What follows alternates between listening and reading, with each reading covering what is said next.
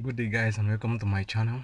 My name is Gira Bright, and if you're tuning in for the first time, I would like you to subscribe to this channel to watch my videos and also get notifications on my future uploads. Okay, so I would like to watch till the end to get an in-depth knowledge of how I do things on Archicad. Right, today I'm going to talk about how to choose a column on Archicad, using a column on Archicad actually.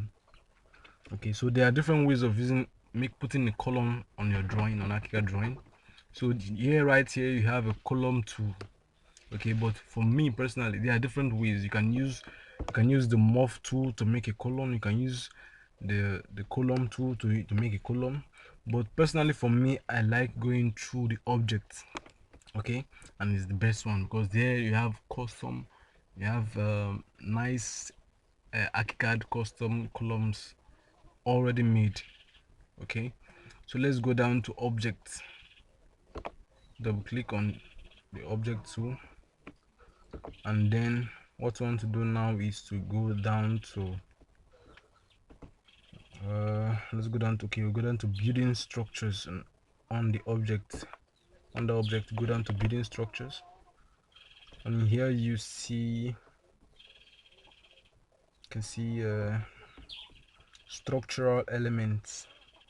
Click on structural elements. So now you can see the Doric, the conic, the architectural column, and these orders column architecture. So you can choose the type you want to use in its default setting. Okay, so now let's go down to, let me choose this column, the Doric column right here, and go down to preview and positioning.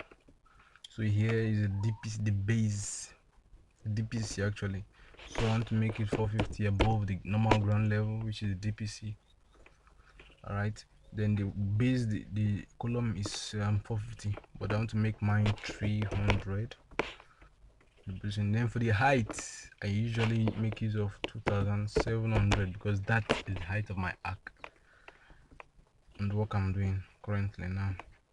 Okay, so no other settings for now, so let's click on OK. So now this, we want to place it, and I come right up and place it here, and then place it. Okay, and then let me go on down to my 3D window to show you guys what has just happened. Okay, and you can see that it's still bigger than this. So let me go down to the elevation to reduce the height.